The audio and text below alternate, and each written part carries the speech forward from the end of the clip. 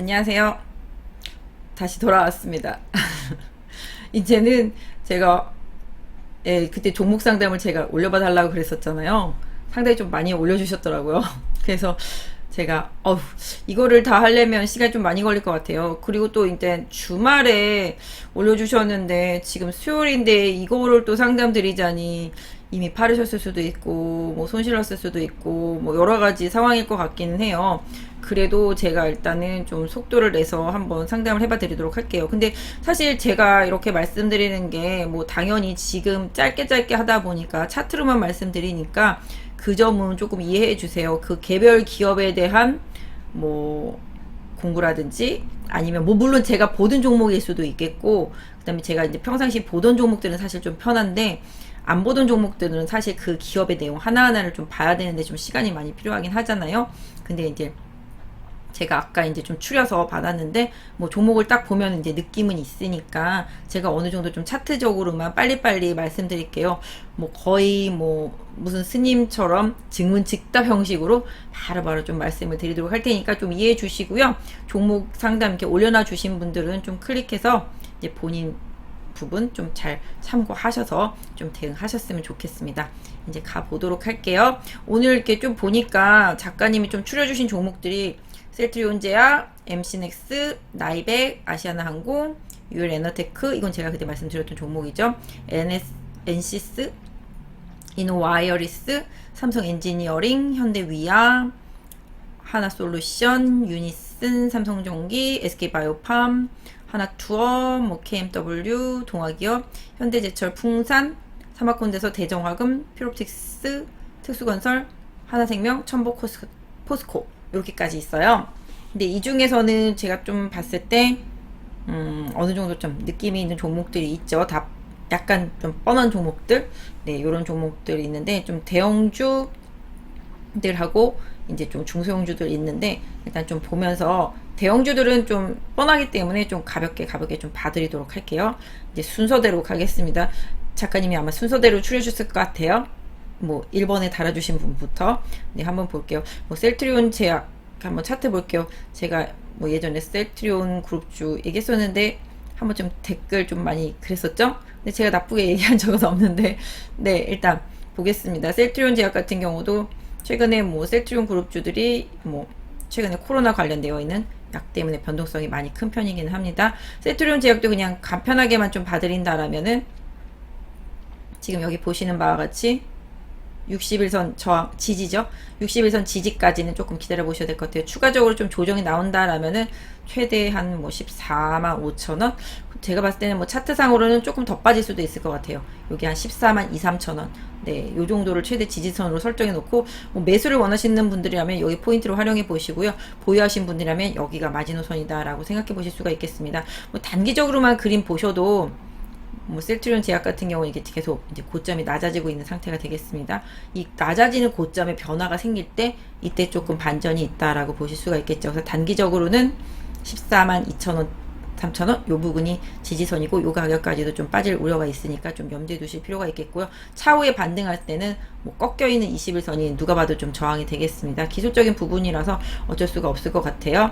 지금 보시면은 한 16만원 정도 여기 보시면 16만원 정도가 가장 강한 저항대라고 보시면 좋겠습니다. 그래서 셀트리온 제약 보유하고 물어보신 분 같은 경우는 16만원의 좀 강한 저항대 여기를 좀 어떤 거래량으로 돌파하는지 여부를 좀 향후에 보실 필요가 있겠습니다. 그래서 셀트리온 제약은 16만원을 강하게 넘어서면서 거래가 실려주면은 좀 추세를 전환하려고 하는 의지가 있다 라고 좀 봐주시는 게 좋겠고요. 하방으로는 아까 말씀드린 대로 61선이 우상향하고 있어서 1차적인 지지가 되겠습니다만은 여기 14만 6천원 정도의 지지가 안 되면 최대한 개인적으로 한 14만 3천원 뭐 한 요 정도까지 2, 3천원 정도 지선으로 보시고요. 뭐 최대는 14만원 여기 부분도 좀 보실 수가 있겠는데 뭐 일단 시장 상황을 좀 봐야 되겠죠. 뭐 수급적인 부분에 있어서도 역시 보시다시피 사모펀드 쪽에 좀 매도가 많은 편입니다. 최근 시장 특징이 사모펀드가 매수하는 종목들이 좀 시세를 많이 내는 경향이 좀 있어요. 아까 봤었던 뭐 TNL 바이오팩 같은 경우도 그랬었고 뭐 핌스라는 종목들도 그랬었고요. 기금도 좀 매도하고 있습니다. 그래서 개인 투자자분들이 좀 매수를 많이 해주고 있는 종목이 셀트리온 그룹주인데요.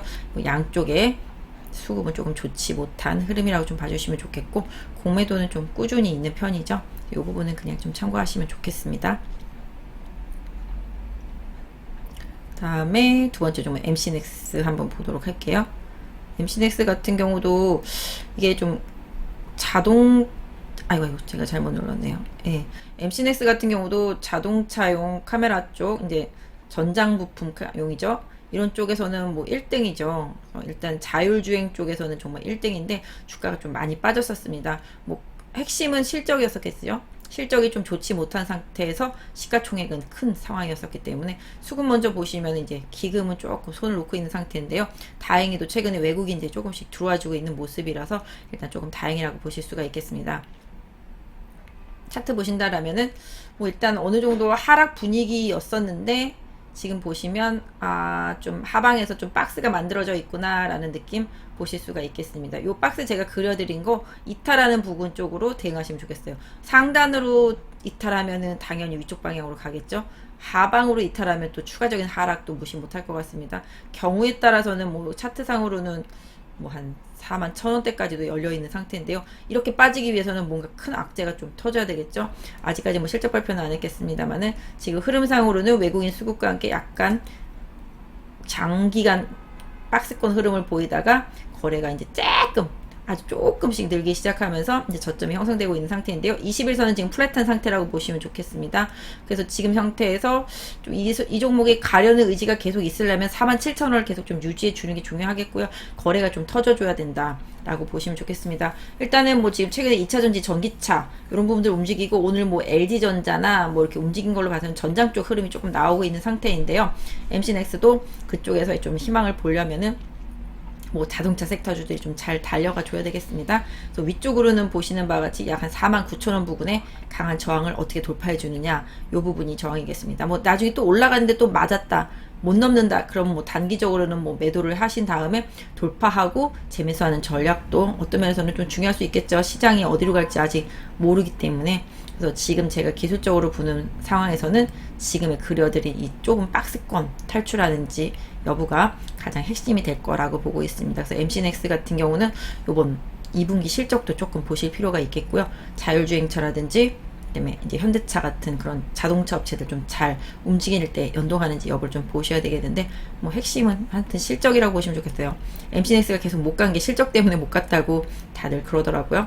그래서 일단 제가 봐도 지금 60일선을 넘어섰지만 아직까지 60일선 하향하고 있는 상태라서 21선의 지지만 갖고서 가기는 조금 어렵지만, 그래도 뭐 한 2개월 넘었죠? 2개월 박스를 벗어나려고 하는 시도를 앞으로는 조금 하려고 하지 않을까. 그래서 49,000원과 45,000원 정도에다가 박스를 만들어 놓고 이 박스에서 어느 쪽 방향으로 움직이는지에 따라서 대응하시면 될 것 같아요. 최근에 저점이 나온 부분을 깨고 그럼 또 이거 또 깨러 내려가지 않겠냐라는 의심을 해볼 수밖에 없으니까요. 그 부분 좀 참고해 주셨으면 좋겠습니다. 다음 종목 볼게요. 그다음 나이백이죠. 나이백 최근에 좀 많이 변동성이 좀 있었습니다. 여러 가지 좀 뉴스도 좀 나왔었죠. 그런 부분들 때문에 좀 움직였었는데, 뭐 나이백 같은 경우 그때 제가 이거 뉴스를 좀 찾아보려면 좀 시간이 걸리니까 최근에 좀 뉴스가 있었다라는 좀 제가 바로바로 기억해내기가 쉽지 않아요. 저도 이거 계속 보는 종목이긴 했었는데 오히려 이런 부분들을 좀 호재로 해서 강하게 올랐다가 지금 이제 조정받고 있죠. 누가 봐도 이렇게 계속 올라갈 때마다 고점이 낮아지고 있죠. 5일선의 저항도 계속 받고 있죠. 계속 음봉이죠. 이럴 때는 항상 조심을 하셔야 되는 거죠. 그래서 다만 뭐 긍정적인 부분은 거래량이 원사이드하게 하락할 때 많지가 않다. 상승할 때 거래량은 많았지만 하락할 때 거래량은 상대적으로 적다. 다만 이제 보시잖아요. 이제 누가 봐도 이제 이 종목을 여기까지 올 때까지 느낌이 있을 거잖아요. 지금 보시면 이제 계속 아이고야 잘못 그렸네요. 계속 저점 낮아지고 계속 고점 낮아지고, 이럴 때는 좀 설정을 해놓고 내가 손절을 해야 되겠다 생각하면 그 전날 음봉이라든지 윗꼬리 그 중간 정도를 장중에 강하게 돌파하지 못한다, 그랬을 때는 매도다 라고 딱 하나 정해놓고 하시면 좋을 것 같아요. 지금 흐름상으로 보면은 5만원 500원, 네, 이 부분에 좀 최대 저항을 맞으면서 지금 급락한 케이스가 되겠는데요. 쭉 빠지면서 좀 하락을 했습니다. 다만 이제 지금 주가 상태가 지금 보시면은 지난번 여기 여기 보시는 여기 4월달 하고 여기 2월달에 계속 돌파 시도하다가 내려왔었을 때 네, 저항대를 돌파한 상태이기 때문에 지금 어느 정도 좀 바닥선 느낌? 이런 부분들은 살짝 나올 수 있겠습니다. 그래서 나이백 보유하신 분이라면은 한 4만원 정도를 최대 지지선으로 설정해 놓고 보시는 게 좋을 것 같고요. 뭐 일단 반등하더라도 여기 45,000원 부근에 좀 강한 저항 돌파 45,000원에서 최대 47,000원? 네, 요 정도 볼 수 있을 것 같아요. 45,000원에서 47,000원 부근에 요 저항대를 향후에 뭐 반등 시 매도 포인트, 뭐 특별한 뉴스가 나와서 돌파되는 건 어쩔 수가 없는데 그렇지 않다라면은 뭐 기술적인 부분이라든지 아니면 또 특별한 뉴스가 나왔는데도 뭐 여기 46,700원 있는데 강하게 돌파가 안 되고 매물이 다시 나온다. 그러면은 뭐 이거 물어보신 분이 얼마 사신지는 모르겠지만 일단은 요 가격대를 돌파 못할 때는 리스크 관리가 좀 필요하겠다라고 좀 말씀을 드릴 수 있을 것 같고요. 하단으로는 거의 다 일단 좀 내려왔다. 그래서 한 4만원 정도를 지지선이다 라고 생각해 놓고 대응을 하셨으면 좋겠습니다. 그 다음에 아시아나항공은 뭐 거래 재개되고 나서 지금 뭐 많이 하락한 상태죠. 지금 보시면은 뭐 지난번에도 한번 좀 말씀을 드렸었는데요. 일단 아시아나항공은 급락하고, 예, 저도 그때 녹화분에서 좀 팔았다고 말씀을 드렸잖아요.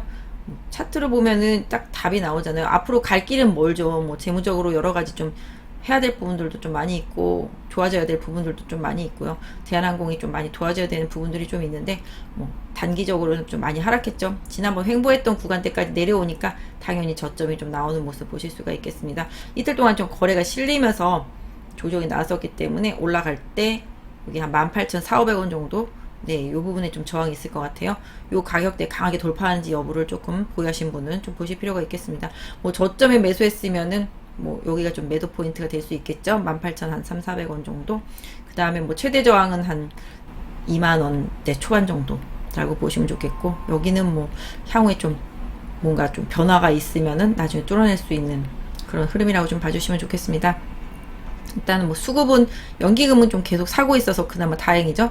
외국인의 조금 매도세가 많이 억눌렀다라고 생각한다라면은 아시아나항공은 나중에 이제 코로나 이런 부분들이 좀 좋아지면서 기업이 좀 정상화되는 시점을 노리는 나는 장기 투자자다. 그렇게 보신다라면은 뭐 개인적으로 봤을 때는 좀 16,000원과 17,000원 사이에만 들어온다라면은 조금 모아놓고 기다려보시는 전략은 좀 어떨까. 뭐 향후에 모르겠어요. 대한항공이 뭐 제3자 유증을 하긴 합니다만은 또 주주 상대로 해서 또 유상증자를 나중에 하는 일이 벌어지면은 그 부분까지 제가 뭐 예상할 수는 없겠습니다만은 일단은 최근에 찍은 저점을 손조손으로 놓고 조정 시 조금 모아서 뭐 향후에 이제 정상화 컨택트 주들이 좀 움직일 수 있는 코로나 시대에서 조금씩 벗어날 수 있는 이런 정상화의 시점을 좀 기다려보시는 전략은 좀 유효하지 않겠나라고 생각해 볼 수 있을 것 같습니다. 그 다음 종목은 유일아나테크. 네, 이상하게 이름은 유일인데 유일하게 코스닥에서 2차전지 뭐 소재나 장비주 중에서 가장 못 간 종목이에요. 뭐 수급적인 부분은 역시 뭐 기관은 아직 없죠. 뭐 그다음에 개인만 좀 사고 팔고 외국인도 마찬가지. 지난번에 제가 이 종목을 말씀드릴 때도 거래량이 많이 없어요. 그리고 지금 당장은 신규주라서 언제 갈지 몰라요. 멀리 보면은 갈 거다라고 생각을 하고 있었지만, 근데 아무튼 지금 보시면 이제 SK랑 이제 협업을 하고 있는 그런 회사이기 때문에 결국은 뭐 SK가 미국에서 증설을 하고 이것저것 하면은 조금씩 도움은 분명히 보면서 매출을 늘 수 있다라고 보고 있습니다. 지난번에 뭐 26,600원, 제가 정확하게 기억하는데 25,600원 정도만 가면 맨날 맞고 내려오고 있습니다. 저도 이거 계속 보고 있는 종목인데요. 이 종목 할 때 25,600원을 강하게 거래량 실으면서 돌파해 줄 때가 오히려 좋아질 수 있겠다라는 생각으로 보신다라면은, 나는 뭐 시간가치 훼손이 싫다 하시는 분들이라면은 그 가격대를 넘어간 다음에 매수하시는 전략이 좋을 것 같고, 기존에 갖고 있는데 뭐 맨날 옆으로 기고 있다. 제가 하여튼 이 종목 말씀드렸을 때가 한 19,500원대? 뭐 요 정도였던 것 같아요. 지금 가격이랑 크게 차이는 없는 것 같은데, 지금 상태로서는 이제 19,000원 정도가 지지선이자 마지노선 정도라고 보시면 좋겠죠. 뭐 물론 전 저점까지 가서 18,000원까지 갈 수도 있겠습니다만은 추세상 가려면은 다시 전저점까지 내려오는 건 별로 좋은 차트의 흐름은 아니라고 생각합니다. 그래서 추가적으로 19,000원 이탈하는지 좀 봐주시고요. 19,000원 이탈하면 다시 기다려서 18,000원 지지 확인하고 사시는 게 맞겠죠. 그래서 윗장 상단으로는 21,500원 정도 아까 말씀드렸던 대로 저항, 이 저항 돌파하면서 거래량 실려줄 때 오히려 좀 변화의 시작이다라고 봐주시는 게 좋겠습니다. 그래서 상장한 지 얼마 안 된 종목이라서 계속 나중에 보호해소 물량 좀 나올 수도 있고 그런 부분들에 대한 얘기도 좀 미리 말씀을 드렸었는데요. 뭐 일단 그런 부분들을 좀 차곡차곡 받아간다라면 좀 시간이 좀 더 필요할 수는 있겠습니다. 그래서 그때도 말씀드린 대로 짧은 호흡보다는 조금 긴 호흡으로 이 종목은 좀 봐주시는 게 좋겠다라고 좀 말씀드릴 수 있을 것 같아요. 엔시스, 이 종목은 제가 진짜 모르는 종목이어가지고요. 엔시스 같은 경우는 정말로 차트로밖에 말씀을 못 드리는 부분을 조금 죄송스럽게 생각합니다. 역시 엔시스도 아까 유일 에너테크처럼 신규 상장 종목이에요. 보니까 쭉 하락했고 뭐 매물도 좀 많이 나왔고 최근에 조금씩 거래가 조금 붙기 시작하면서 좀 뭔가 반전을 시도하고 있죠. 아까 유일 에너테크보다는 조금 더 나은 것 같아요. 오늘 좀 거래량도 붙고 그 다음에 이제 양대 양봉이고 어떤 기업인지 조금 잠깐 볼까요? 잠깐만요. 제가 이게 화면이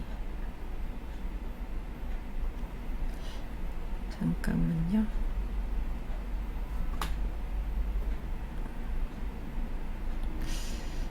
이게 지금 제가 제 아이디로 접속을 한 게 아니라 단순히 아니다. 죄송합니다. 찾아볼게요. 잠깐만요.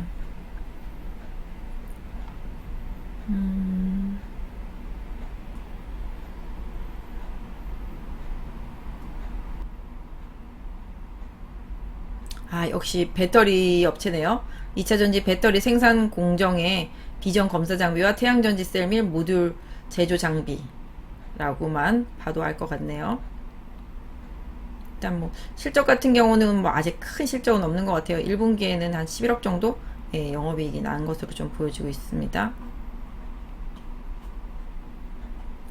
다시 차트로 돌아와서 역시 2차 전지라면 좀 얘기가 되겠네요. 일단 엔시스 같은 경우도 오늘 그 거래량 실리고 양봉 뭐 물어보신 분이 얼마 사셨는지는 모르겠지만 지금 뭐 놓고 본다라면은 뭐 한 요 정도 좀 25,000원 정도 좀 저항이 나올 수 있겠고요. 뭐 상황 좋아져서 최대한 올라가더라도 여기 27,000원 부분에 좀 단기 강력한 저항 진짜 큰 저항은 뭐 보시면 아시겠지만 한 3만원 정도가 저항이라고 보시면 좋겠습니다. 엔시스 같은 경우도 뭔가 조금 내용이 나오면서 올라가면서 거래가 실려주면 뭔가 다른 행보가 될 수도 있겠죠. 그런 부분들 다만 이제 최근에 지지가 계속 이어졌던 2만원 부분을 현재 보유하신 분은 최대 지지선으로 설정하시고요. 그 다음에 단기 지지선은 약 여기 가격대 21,000원에서 21,500원 네, 이 구간을 가장 최대의 지지선으로 생각해 주시면 좋을 것 같아요. 21,000원에서 1,500원 부분이 계속 조금 지지가 될 수 있는 부분이고요. 이 가격대가 좀 지지가 돼야지만 이 종목이 다시 더 강하게 간다라고 봐주시면 좋겠어요. 왜냐하면 여기 보시면 이제 여기 계속 이제 저항을 받고 못 뚫었던 가격대거든요. 근데 지금 뚫었단 말이죠, 오늘. 그렇게 되니까 이 가격대는 지지선이 되는 거죠. 물론 여기서도 마찬가지가 되겠습니다만은 여기도 계속 저항대를 뚫었기 때문에 그래서 앞으로 이 종목은 21,000원 부분을 최대 지지선으로 놓고 그 가격대가 깨지지 않으면 계속 한번 반등을 좀 지켜봐야겠죠. 뭐 이 종목을 또 관심 있게 보시는 분들이라면 역시 조정 시에 21,000원이 깨지지 않으면 역시 뭐 매수할 수 있는 타이밍이라고도 보실 수가 있을 것 같습니다. 그 다음에 다시 이노와이어리스 5G죠. 5G 최근에 하나대투의 김홍식 애널이 계속 좋게 많이 말씀을 하시고 그 중에서도 이노와이어리스하고 뭐 솔리드 그 다음에 유비쿼스 뭐 이런 부분들 계속 좀 좋게 말씀을 하시는 것 같아요. 뭐 에이스테크는 제가 지난번에 계속 말씀을 드렸었죠. 이상하게 별거도 아닌데 연기금이 계속 산다 말씀을 드렸었는데 뭐 에이스테크 같은 경우는 최근에 이제 미국의 이제 버라이즌과 관련되어 있는 휴대폰 업체 예전에 휴대폰 업체죠. 왜 갑자기 이름이 생각이 안 나죠?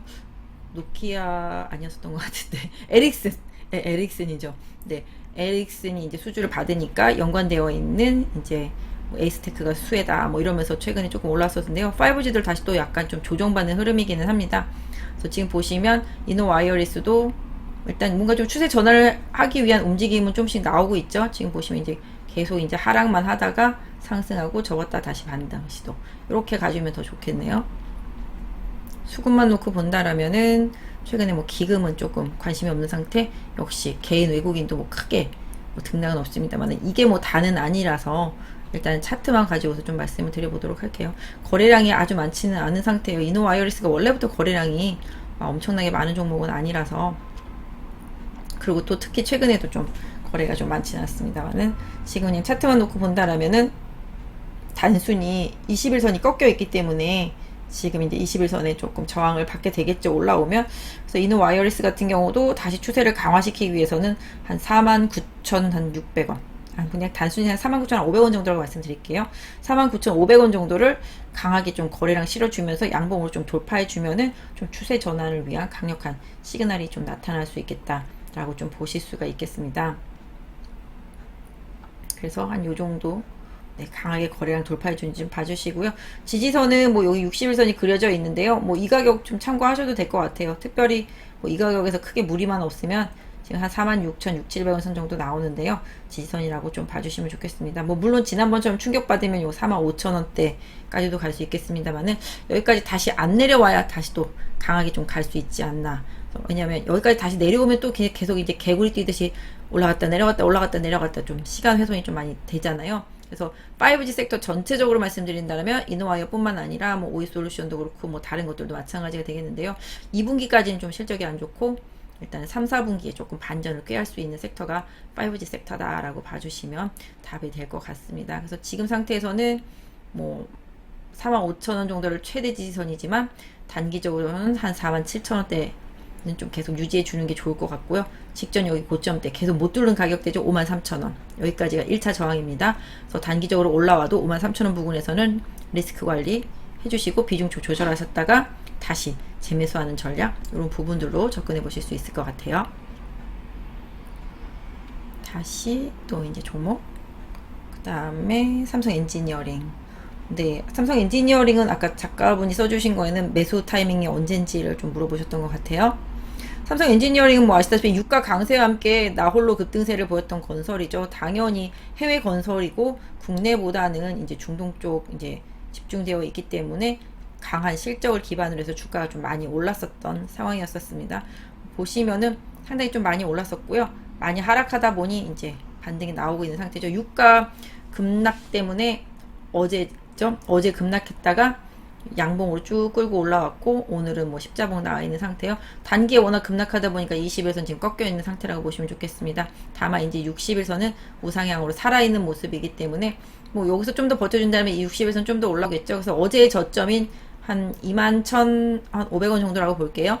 21,500원 정도를 최대 지지선으로, 그 다음에 이 종목을 뭐 매매하시고 싶으신 분들이라면은 사고 싶다라면은 한 22,000원 초반대? 네, 조정이 나와도 22,000원 초반대를 잘 지지한다. 그러면은 분할로 한번 접근해 보실 수 있지 않을까 싶습니다. 삼성 엔지니어링 같은 경우 워낙 저도 되게 좋아했던 종목이고요. 여기 보시면 이제 기술적으로는 여기 한 14,500원? 요 부분이 좀 강하게 돌파될 때 매수 찬스였겠습니다. 지금 딱 보시면은 나오잖아요. 그림이 저항대 돌파하는 거고, 여기서 이렇게 지지 제가 말씀드리는 거는 이렇게 지지선이었던 지지선이 뚫리는 시점이 최대로 많이 빠질 수 있는 구간일 수도 있고요. 그 다음에 이 구간을 돌파하는 순간, 왜냐면 지지받던 지지선이 깨지면서 급락이 나왔는데 그랬던 그 지지선들을 뚫을 때, 여기 지금 저항대로 한 번, 두 번, 세 번 정도 저항을 받았었잖아요. 여기서도 네 번째 저항이었었는데 살짝 저항받고 다시 돌파하는 시점이잖아요. 그러니까 삼성 엔지니어링 같은 경우는 매수 포인트가 14,500원을 강하게 돌파할 때가 매수 포인트였었겠습니다. 지지선을 그럼 다시 또 찾아보려면은 어디서 찾나요? 여기서 찾아야 되겠죠. 왜? 2018년도부터 계속 못 뚫었었던 고점대가 한 번, 두 번, 세 번, 네 번. 네, 못 뚫었었던 고점대가 뚫린 순간에서 또 급등이 나왔었잖아요. 그래서 여기서 한번 매수 포인트, 여기서 한번 매수 포인트, 두 번의 매수 포인트가 있었던 게 삼성 엔지니어링이기 때문에 뭐 이제는 내려와도 약 2만원 정도가 마지노선이다 생각하시고요. 뭐 시장 때문에 뭐 추가 하락이 나와서 2만원이 왔다. 그러면 삼성 엔지니어링은 뭐 접근해 보실 수가 있겠습니다. 뭐 그게 안 온다고 하더라도 지금 상태에서 특별히 유가가 대폭락만 하지 않는다라면은 뭐 어느 정도 선에서는 뭐 모아가기 전략 이런 부분들은 유효할 수 있겠습니다. 그래서 매수를 노리신다라면은 한 22,000원 지지선으로 해서 한번 분할 매수 시도는 가능하지 않나 싶고요. 방금 그어드렸던 지지선, 최대 지지선 2만원 활용해 보시고, 저항대는 뭐 방금 드렸던 가격대, 여기 보시면 24,000원, 25,000원 부분에 좀 최대 저항대가 있습니다. 제가 봐도 한 24,000원대 후반에서 25,000원 부분에 단기 최대 저항대가 있으니까, 보유하셨다는 분들도 이제 올라갈 때 여기 저항대를 좀 염두에 두시는 투자 전략이 필요할 것 같고요. 매수하고 단기 트레이딩이라면은 역시 여기 포인트가 매도 포인트라고 보시면서 활용해 보실 필요가 있겠습니다. 수급은 뭐 연기금 계속 꾸준히 팔아서 빠졌죠. 이 연기금이 계속 파는 걸 보면서도 들고 있었으면은 그게 좀 그렇죠. 왜냐면 여기 6,000원대에서도 계속 팔기 시작했었거든요. 반면에 이제 최근에 이제 하락하는 과정 중에서 22,000~23,000원대에서 외국인이 많이 샀어요. 그러다 보니 이제 22,000~23,000원대가 앞으로는 이 외국인 수급이 밖으로 빠져나오지 않는다라면은 강한 좀 지지선 역할을 해줄 수 있겠다라고 생각하시면서 투자를 하시는 게 맞지 않나 싶습니다. 지금 또 한 종목 더 볼까요? 네, 현대위아도 최근에 좀 뭐 현대차 뭐 파업 우려감도 있었고, 또 미국 공장 이제 전기차 라인 뭐 이런 부분들 증설이 조금 지연되는 부분들, 이런 부분들도 좀 영향이 있었습니다만, 현대위아 같은 경우도 최근에 나는 이제 전기차 수소차 부품을 할 거야 하고 이제 미래 비전을 다시 좀 제시하면서 강한 반등이 나왔습니다. 거기에다 또 이제 뭐 현대차 파업도 조금씩 완화되는 흐름, 파업이라기보다 이제 임단협이 잘 끝난 과거 있죠. 이제 찬반 투표는 남아 있지만, 단순히 현대 위아만 놓고 본다라면은 그때 말씀드렸던 대로 일단은 쌍봉 11만원 최대 저항대를 앞으로 어떻게 뚫어내는지가 현대 위아의 방향성이라고 봐주시면 좋겠죠. 그리고 최근에 조금 강한 좀 지지력이 있었던 9만원 부분, 네, 지지선이라고 좀 봐주시면 좋겠습니다. 그래서 보유하신 분들도 마찬가지, 신규 매수를 노리시는 분들도 마찬가지. 그래서 지금 상태에서는 여기 9만원 부분이 지지선, 어제 장대 양봉 기반으로 본다라면은 뭐 단기적으로는 한 95,000원 부분이 최대 지지선이다. 그래서 이 종목을 매수하실 거면은 95,000원이 안 깨지는 선에서 매수하고 다시 반전해서 오늘 고점대 부분을 뚫어낼 수 있는지를 좀 보시는 게 좋겠죠. 지금 보시면 21선이 하락으로 하고 있기 때문에 이번에 올라갔다가 다시 내려와서 저항을 받고 있는 거거든요. 그래서 지금 상태에서는 뭐 현대위아는 특별히 악재가 나오지 않는다라면 95,000원 선 정도가 지지선이자 뭐 저점 매수 하실 수 있는 기회, 뭐 손절선은 방금 뭐 드렸던 막 9만원 정도라고 좀 보시면 좋겠습니다. 61선을 우상향하고 있기 때문에 중기 추세는 크게 지금 무리는 없는 상태라고 좀 봐주시면 좋겠어요. 다만 이제 쌍봉 같은 고점이 11만원대 만들어졌다라는 점이 향후에 상승할 때마다 저항대라고 좀 봐주시면 좋을 것 같습니다. 다음에 또 볼까요? 아이쿠, 이게 아니죠. 그 다음에 이제 하나솔루션도 최근에 조정을 좀 많이 받은 상태인데요. 오늘은 뭐 친환경 에너지 관련주들이 좀 많이 올랐고요. 기금도 살짝 샀네요. 기금이 최근에 좀 많이 팔았었습니다. 오늘 외국인도 좀 살짝 도와준 느낌이 있습니다. 뭐 차트를 좀 봐드린다라면은 근데 느낌은 사실은 뭐 태양광 쪽들 너무 많이 올라갔잖아요, 그동안. 지금 보시면은 제가 이제 그림을 그릴 때 이제 항상 이렇게 큰 그림에서 보면은 둥근 원형을 그리면서 좀 저항대가 많이 생겼죠. 반등 시마다 고점이 낮아진다라는 느낌인 거잖아요. 지금 이렇게 궁극적으로 이런 그림이 전환이 되려면은 이 최근의 고점 또 고점을 계속 돌파해 줘야 되거든요. 하나솔루션 같은 경우는 일단 반등은 나왔지만 뭐라 그럴까요? 추세를 강하게 돌려서 다시 고점을 돌파할 것 같은 느낌은 개인적으로는 아직은 없어요.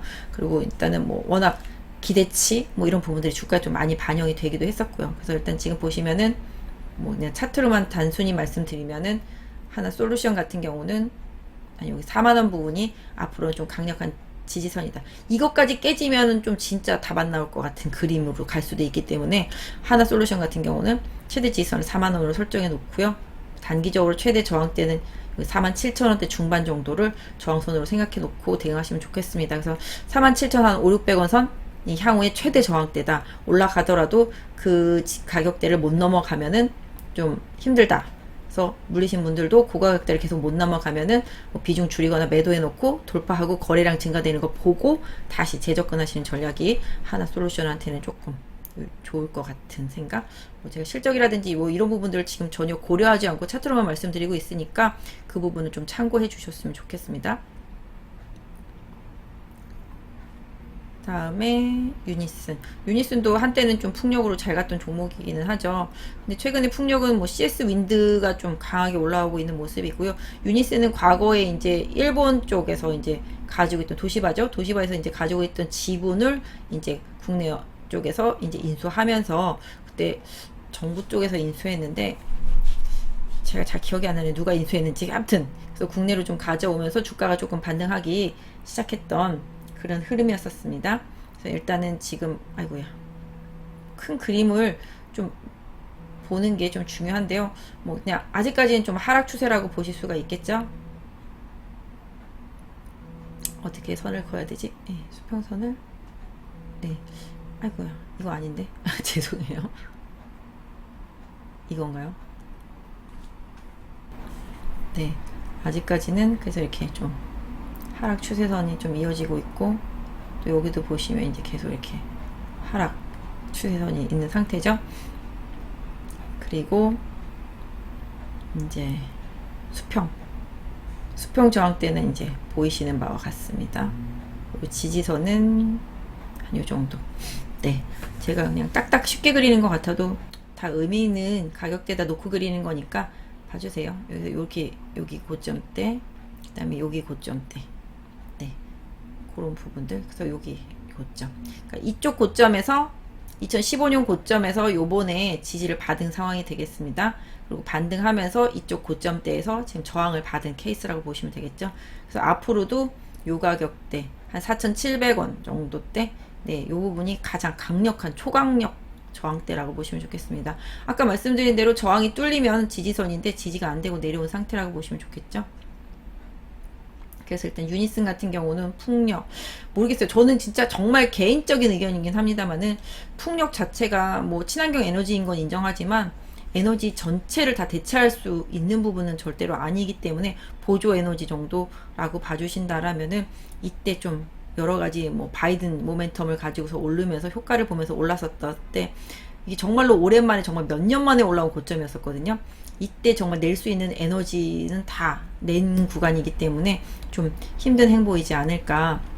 앞으로도 뭐 이렇게 큰 움직임보다는 지금도 보시면 이제 사모펀드도 털고 외국인도 털고 있기 때문에 네, 이런 부분들을 좀 참고해 주시면 좋을 것 같고, 개인적으로 아무튼 지금 뭐 가지고 계신 분이 얼마에 사셨는지를 제가 몰라서 조금 말씀드리긴 좀 그렇지만 최근에 좀 계속 지지가 나왔었던 한 3,600원 부근, 네, 단기적으로 좀 지지선 활용하시고요.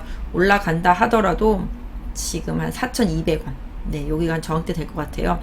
4,200원대를 좀 강한 저항대로 하는 대응이 좀 필요할 것 같습니다. 요걸 뚫어도 아까 말씀드린 대로 4,700원 부근에서는 무조건 한번 팔아야 된다라는 생각으로 기술적인 대응을 해주시고요. 뭐 제가 분석한 게 잘못될 수도 있지만 이게 돌파되면 다시 또 뿌리면 되거든요. 내가 다시 접근할 수 있는 타이밍을 잡아보고.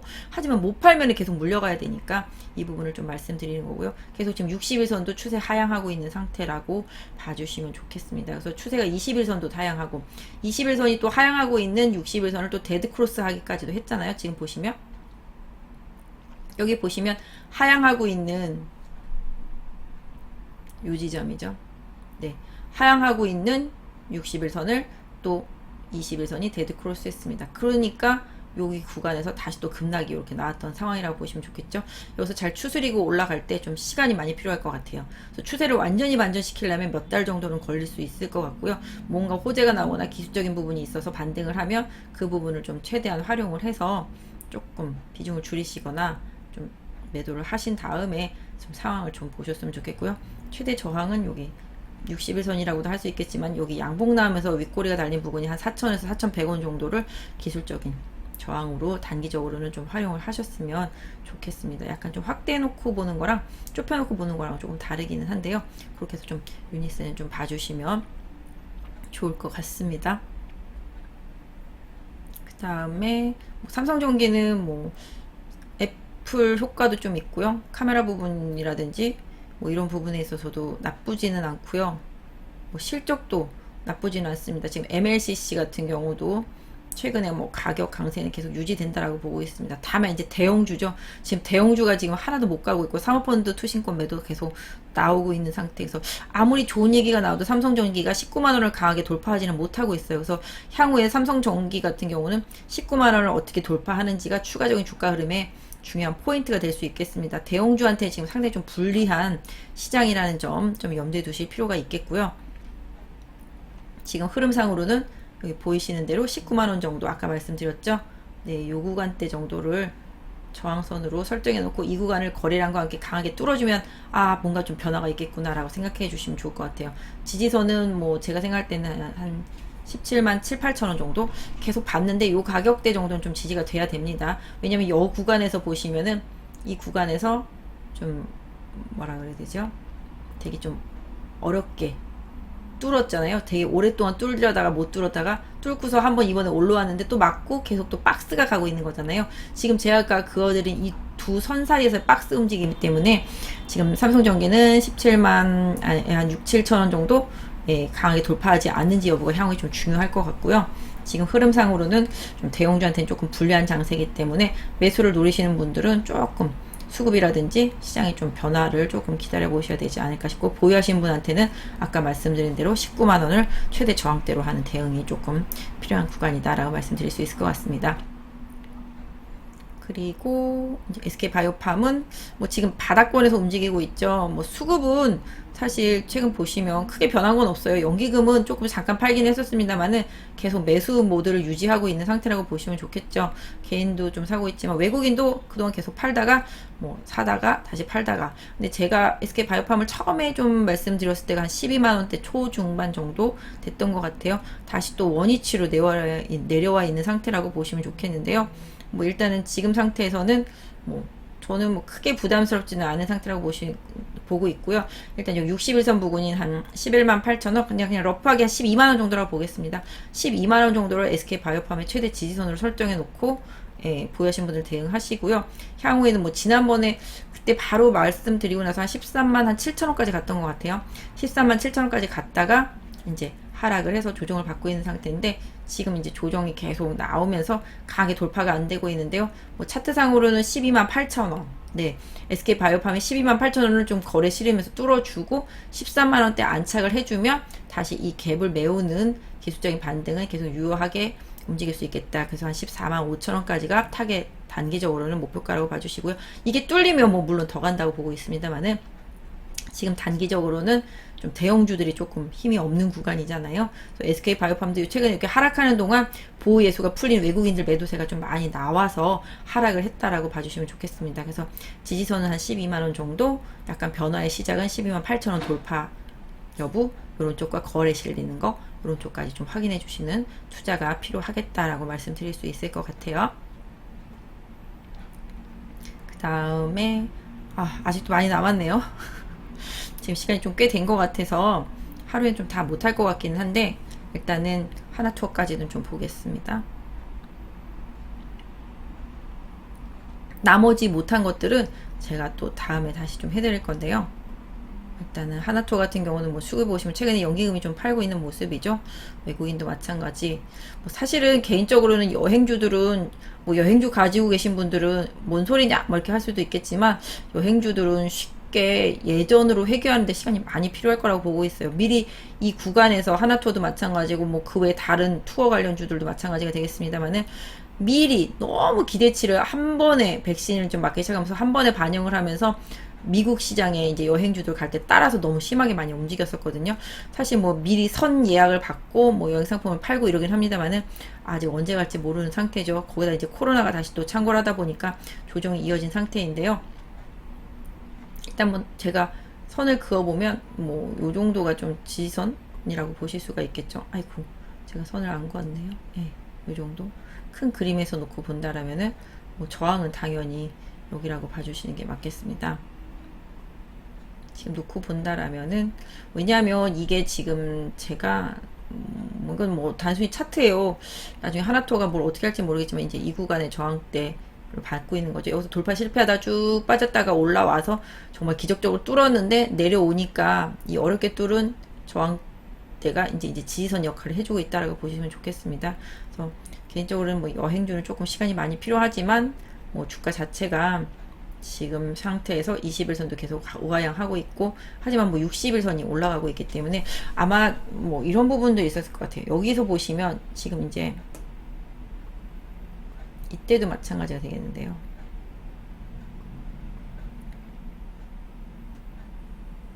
네. 이격이 여기 고점 94,000원과 이렇게 봤을 때 5일선과 121선, 200일선에 이격이 상당히 과다하잖아요. 주가가 급등하면서 이 과다한 이격이 생기면 항상 이평선들은 수렴하려는 성질이 있기 때문에 이 성질을 좀 잘 활용을 하시는 게 좋을 것 같아요. 그래서 이렇게 5일선을 타고 가던 종목이 5일선을 깼다가 다시 넘나들면서 또 깰 때는 여기서 리스크 관리가 들어갔어야 되겠죠. 하나투를 보유하고 계신 분들은. 그래서 좀 이제 5일선 이제 지금 데드크로스 나고 있는 상태이기 때문에 그런 부분들을 조금 활용을 해주시고, 그래서 이렇게 난 다음에 쭉 빠지면서 계속 이제는 처지고 있는 21선이 저항대가 되고 있습니다. 여기서 한번 돌파 시도했었습니다만은 다시 코로나 증가하면서 내려온 상태가 되겠습니다. 그래서 단기적으로는 한 7만 한 5, 6천 원대 예, 계속 유지해주는 게 중요할 것 같아요. 이게 유지가 조금 안 되면 계속 지지부진하게 작은 박스 안에서 움직일 가능성이 높기 때문에 하나투 같은 경우도 지금 상태라면은 제가 박스 하나 더 그려드리면 이 정도, 네, 한 8만원 정도, 네, 8만원 정도가 단기 추세에 있어서 중요한 변화, 전환점의 가격이라고 봐주시면 맞을 것 같아요. 그래서 하나투어도 8만원을 돌파하면서 거래량이 붙어주면 뭔가 좀 다른 시도가 좀 나올 수도 있겠다라는 점 염두에 두시고 투자하시는 게 좋을 것 같고요. 지지선은 뭐 아까 말씀드린 대로 한 75,000원 정도를 계속 좀 유지해 주는 게 좀 좋지 않겠나라고 생각을 하고 있습니다. 다시 또 볼게요. 이제 하나토까지 했고, KMW는 아까 이제 이노와이어에서 설명했던 거랑 비슷하니까 넘어갈게요. KMW 같은 경우도 뭐 이노와이어스랑 비슷하죠. 5G는 다 비슷하게 움직이니까. 근데 KMW 아직까지 좀 실적이 좀 돌아오는데 시간이 좀 많이 필요하다라고 애널리스트들은 좀 전하고 있습니다. 그래서 주가도 지금 60에서 아직까지 하향하고 있는 상태고, 전체적으로 이평선들이 다 역배열 상태라서 이 역배열 상태를 돌리기 위해서는 주가가 급등하거나 아니면 지지부진하게 길게 끌고 가거나 두 개 중에 하나거든요. 두 개 중에서 어떤 게 더 KMW한테 먼저 다가올지는 모르겠습니다만은 이 이평선들을 좀 정렬해 나가는 구간이 좀 필요하겠고요. 다만 21선과 61선이 계속 넘나들면서 주가가 변동성을 보이고 있다라는 점은 그나마 좀 바닥선에 대한 긍정적인 부분들. 그래서 5만원 부근을 최대 지지선으로 KMW를 놓고 설정해 놓고 대응하시고요. 55,000원을 좀 거래량과 함께 강하게 돌파할 때 역시 KMW도 조금씩 바닥을 잡아서 우상향 쪽으로 좀 전해 나가려고 하는 시도, 이런 부분이 조금 이어질 수 있겠다라고 봐주시면 좋겠습니다. 그래서 KMW 가지고 계신 분은 아까 말씀드렸던 대로 55,000원 돌파 여부, 5만원 지지력, 이런 부분들 좀 챙겨봐 주시고요. 거래량 실리면서 조금 돌파해 주면은 여기 21선이랑 61선 지금 우하향하고 있어서 좋지 못한 모습이에요. 저항을 계속 받고 있는 모습이거든요. 이 부분이 조금 해소될 수 있는 흐름이라고 보실 수가 있겠습니다. 지금 그래서 21선도 우하향, 61선도 우하향, 좋은 모습은 아니죠. 그래서 요걸 돌파하면서 거래가 실려주면 아까 말씀드렸던 대로 55,000원대까지 강하게 올라오면 요 이평선들이 조금씩 돌아가기 시작하기 때문에 바닥선에 대한 기대감을 좀 살려볼 수 있겠다. 그래서 5만원이 최대 지지선이다라는 점 염두에 두시고요. 사시고자 하는 분들한테는 조금 관망, 보유하고 계신 분들한테는 아까 말씀드렸던 네, 그 점을 조금 염두에 두시기를 말씀드릴 수 있을 것 같아요. 그 다음에 동아기업은 뭐 마룻바닥으로도 잘 가고, 최근에 뭐 2차전지 소재로도 갔죠. 전고체 뭐 이런 부분들이 있겠습니다만은 최근에 좀 많이 오른 뒤에 조금 조정을 받고 있는 상태라고 봐주시면 좋겠는데요. 뭐 저는 개인적으로 뭐 대주전자 뭐 이런 부분들 좀 많이 했었는데, 동아기업도 지금 고점, 싼 고점이죠. 지금 딱 지금 저항 받고 있는 모습입니다. 지지선은 뭐 이 부분 보실 수가 있겠고요. 단기적으로 지지선은 한 제가 생각할 때는 한 요 정도 네 봐주시면 좋겠습니다. 추세는 우상향 추세 계속 유효하고요. 다만 이제 쌍고점 부분에 대한 저항, 지금 가격적으로 제가 너무 높이 찍었는데요. 가격적으로는 한 85,000원 정도 보겠습니다. 동아기업은 최대 저항선은 한 85,000원 정도로 염두에 두시고요. 최근에 한 3일 동안 하락하면서 거래량이 실렸기 때문에 이 부분도 살짝 부담이죠. 그래서 동아기업이 다시 가기 위해서는 78,000원, 78,000원을 좀 거래량 뚫어주면서 양봉이 다시 붙으면 다시 좀 추세를 좀 강화시킬 수 있지 않겠나라고 보실 수가 있겠습니다. 단기적으로는 한 74,000원 정도 네, 지지선 드릴 수 있을 것 같아요. 74,000원 정도를 지지선 드리고요. 오늘 종가 부분보다는 내일 양봉이 나와주면 더 좋겠습니다. 21선이기 때문에. 그래서 21선을 지지해주는지가 중요하고요. 21선을 깨더라도 지지선을 아까 말씀드린 74,000원. 네, 요 부분을 조금 활용하시는 투자 전략이 동아기업한테는 좀 필요할 것 같아요. 그래서 일단은 뭐 지금은 테마로 2차 전지는 뭐 가고 있는 상태이기 때문에 또 어떻게 반전될지는 모르겠습니다만 기술적인 부분은 그렇게 좀 말씀드릴 수가 있을 것 같아요. 제가 지금 빠르게 좀 진행을 해서 좀 더 최대한 해보겠습니다. 현대제철은 뭐 여기 포스코 물어보신 분이랑 좀 비슷할 것 같아요. 철강주들은 조금 시간이 필요한 것 같습니다. 실적도 그렇고 그다음에 이제 철근 가격 좀 안정세 보이는 부분들도 좀 필요하겠고요. 그래서 애널리스트들의 말에 의하면 조금 철강주들은 좀 시간이 필요하다 라고 얘기들을 하고 있습니다. 지금 보시면 현대제철 같은 경우도 그때 6만원 갔었을 때 이후부터는 계속 이제 올라만 가면 밀려 내려오고 있는 상태죠. 지금 6만원 부근에서 저항을 받고 이 6만원 부분은 차트로 봐도 누가 봐도 62,000원대 여기 저항이잖아요. 이렇게 보시면은 네, 이 구간대에서 지점이었던 게 뚫리면서 내려왔는데 올라올 때마다 그쪽에 좀 저항을 받았었습니다. 그러다가 쭉 빠졌다가 올라오니까 또 거기서 또 저항을 받고 있는 거죠. 그래서 현대제철 보유하신 분은 62,000원이 향후에 최대 저항대고 그 가격을 어떻게 넘어가는지가 가장 중요한 좀 변곡점이다라고 보실 수가 있겠고 추가 하락을 하게 된다라면은 제가 드릴 수 있는 지지선은 한 41,000원대, 네, 41,000원대까지도 내려올 수 있겠다라는 가능성은 좀 염두에 놓고 좀 보셔야 될 것 같아요. 뭐 일단은 뭐 그 가격대가 지지선이라서 좀 말씀을 드린 거고요. 뭐 거기까지 내려오면은 보유하신 분들은 좀 큰일 나겠죠. 손실이 20% 정도 발생을 하기 때문에. 그래서 지금은 단순히 이제 지금 보시면 21선도 우하향했죠. 61선은 올라가고 있습니다만은 상향의 기울기가 좀 많이 약해진 상태죠. 그래서 앞으로 좀 올라가더라도 일단 이 종목은 52,500원, 뭐 한 53,400원 정도까지가 좀 최대 저항대다. 그 가격 돌파 안 되면은 좀 리스크 관리가 좀 필요할 수도 있겠다. 반등 시마다 거래량도 좀 보셔야 되겠고요. 최근에 조금 거래량이 좀 줄고 있는 상태이기는 합니다만은, 그래서 추가적인 좀 하락이 나온다라면은, 뭐 중간 정도 선에서 타협점을 좀 찾는다라면은 한 46,700원대? 네, 요 정도가 지지선이 좀 있습니다. 그래서 요 부분을 조금 활용해 보시는 전략이 좀 필요할 것 같고요. 빨리 조금 5만원대 위로 올라가서 안착해 주는 게 좀 필요한 구간이다라고 보실 수가 있겠습니다. 뭐 수급 같은 거는 뭐 보신다라면은 연기금이 최근에 매도하기 시작했고 외국인도 매도하기 시작했고 투신, 사모펀드 다 마찬가지죠. 수급은 개인만 들어오고 있다라는 점은 좀 염두에 두셨으면 좋겠습니다. 그 다음에 뭐 풍산도 뭐 최근에 이제 원자재, 뭐 비철금속들 변동성 이런 부분들 좀 생각해 보셔야 될 것 같은데요. 뭐 차트로만 말씀을 드리니까 지금 빨리빨리 넘어가는데요. 일단 지난번에 5만원 부근까지 고점 찍은 다음에 시원하게 조정이 한 2달간 이어지고 있습니다. 풍산도 차트는 지금 딱 나와 있잖아요. 한 36,000원 정도가 지지선이야 라고 답을 주고 있고요. 저항대는 39,000원대 한 중반대가 저항대야 라고 답을 주고 있습니다. 차트상으로는.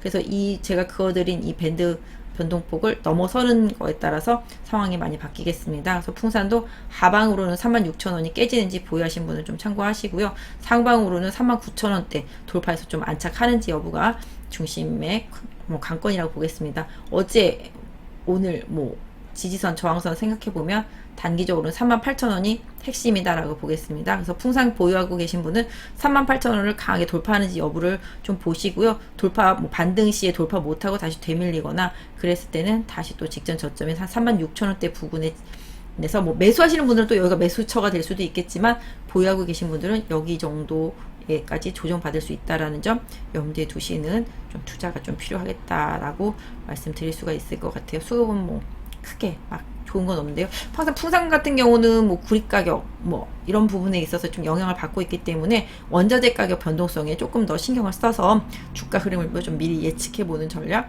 이런 부분들도 좀 필요할 수 있을 것 같습니다.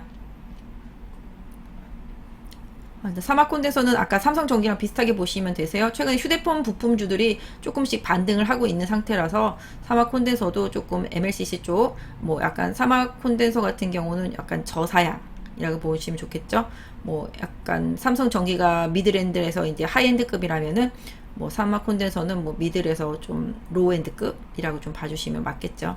그래서 일단은 최근엔 좀 그래도 저점이 계속 올라오고 있어서 뭐 개인적으로는 사마콘대에서 보유하고 계신 분이 라면은 6만원 강하게 이탈하지 않는다라면 유지하시는 전략이 좀 좋을 것 같고요. 상방으로는 뭐 딱 여기 6만 5천원에 딱 막혀 있긴 합니다만은 요 가격대 좀 돌파하면은 지난번처럼 뭐 7만원 정도까지는 한번 트라이 할 수 있는 흐름도 향후에 나올 수 있는데, 그렇게 하기 위해서는 뭐 아시다시피 휴대폰 부품 업종들, 그다음에 휴대폰 출하 이런 부분들을 좀 챙겨서 보셔야 되겠습니다. 그래서 아직까지 큰 변화는 없지만 저점은 어느 정도 좀 인식이 되고 있다는 거. 연기금이 계속 팔고 있는데 파는 수량은 조금씩 줄고 있는 것 같아요. 이 부분만 조금 참고해 봐주시면은 좋지 않겠나 싶고요.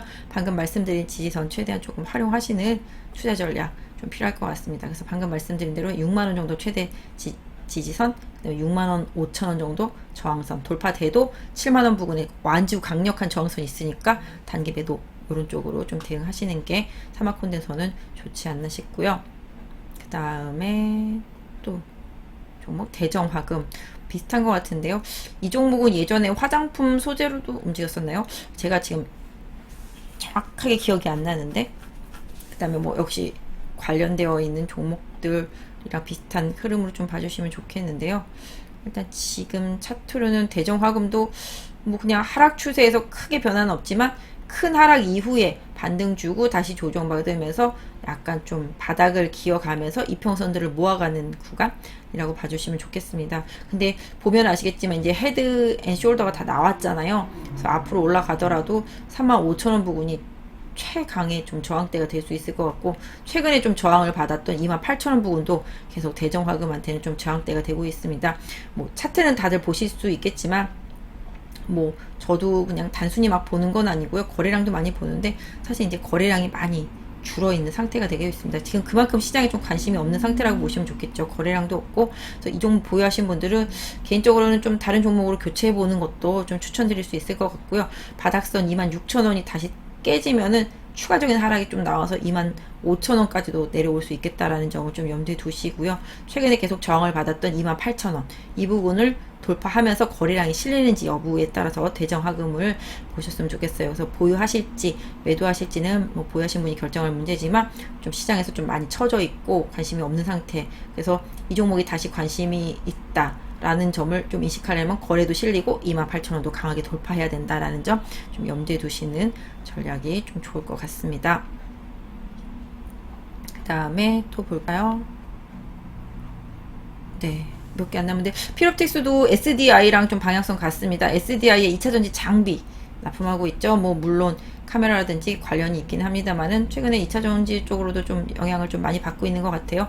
최근에 흐름상으로는 여기 12,000원 부근에서 계속 조금 잘 지지를 해주는지 여부를 좀 보실 필요가 있겠는데요. 역시 서서히 조금 IT 부품주들 전반적으로 이런 그림이거든요. 바닥 찍고 오르내리고 21선 61선 등락하면서 변동성 좀 만들어내고, 그래서 정확하게 뭐 저항을 돌파해서 흐름을 좀 만들어내기 위해서는 필옵틱스도 조금 뭔가 계기가 필요하겠습니다.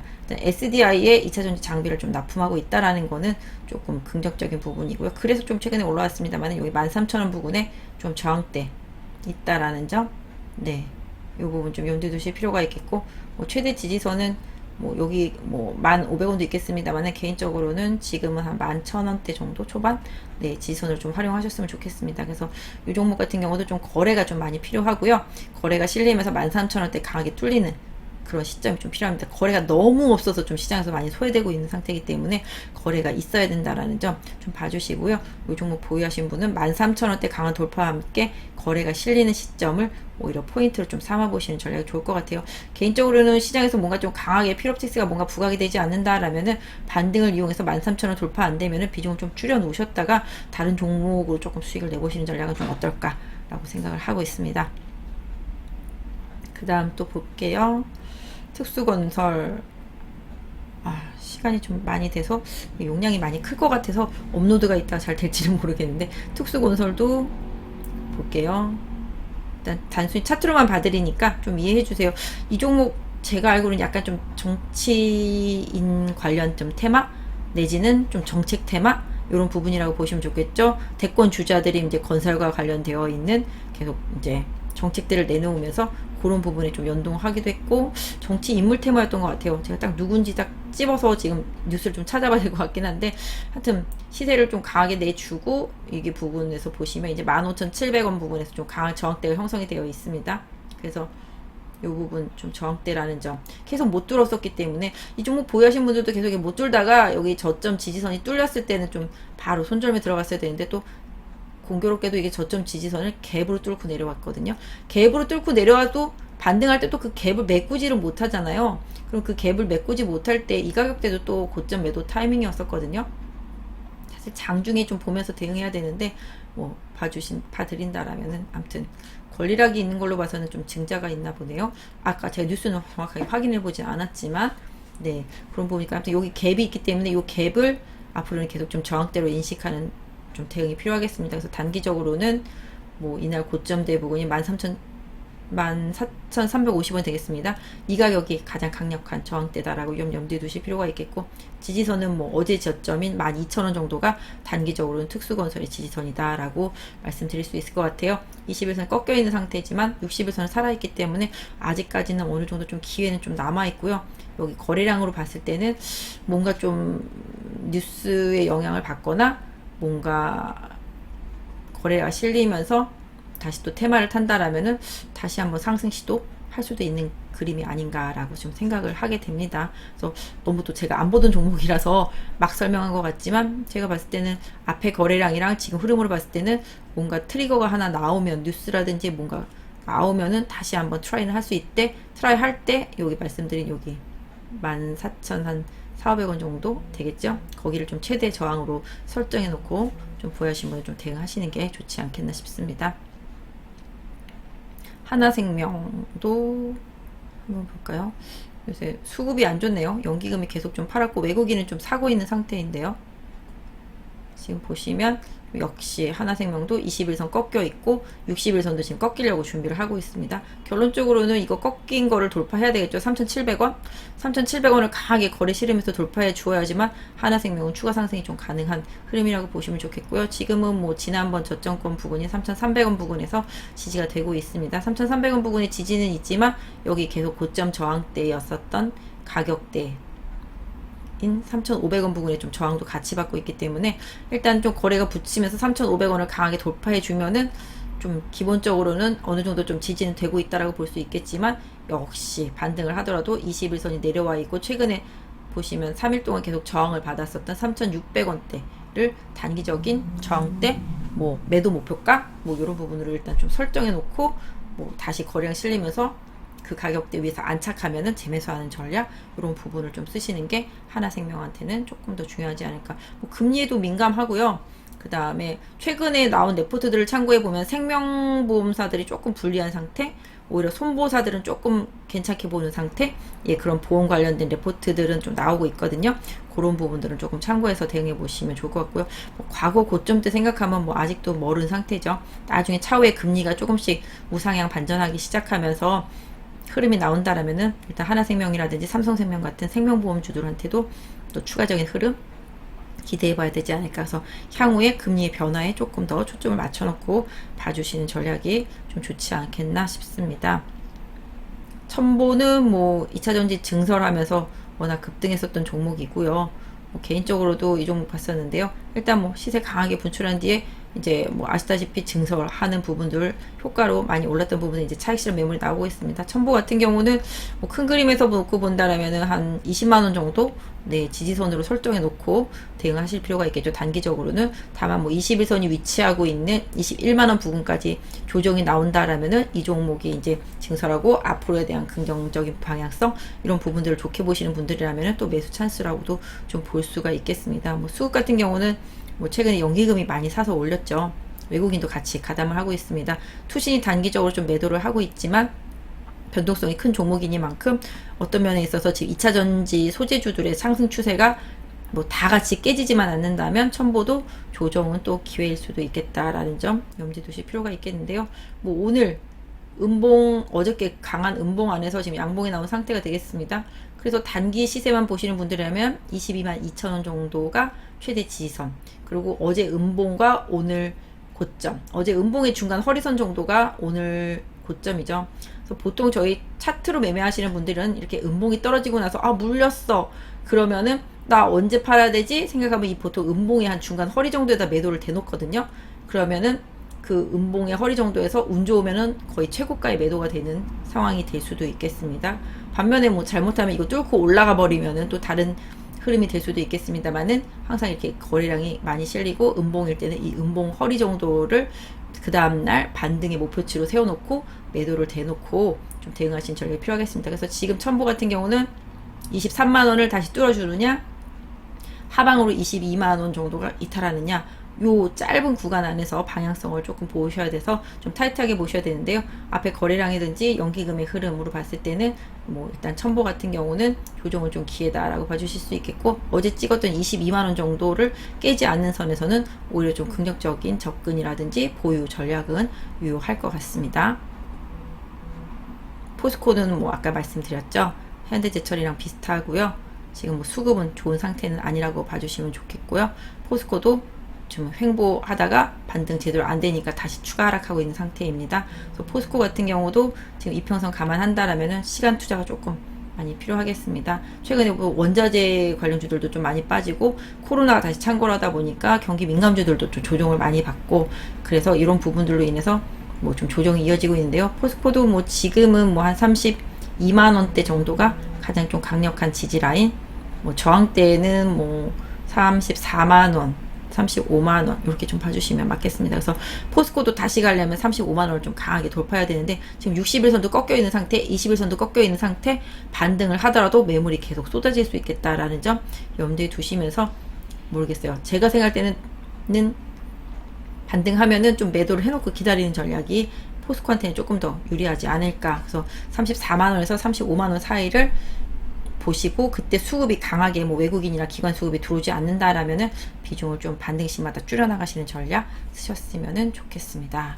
이렇게 해서 오늘 작가님이 적어주신 종목은 다 했습니다. 뭐 어떻게 보면은 좀 수박 겉핥기식으로 봐드렸다라고도 볼 수 있겠지만, 그 중에는 제가 계속 보고 있었던 종목들도 많이 있어서 뭐 짧게나마 차트로 좀 설명을 드렸습니다. 뭐 일요일날 뭐 올려주신 종목, 일요일날 올려주신 뭐랄까 종목 상담을 제가 지금 수요일날 해드려서 너무 죄송하고요.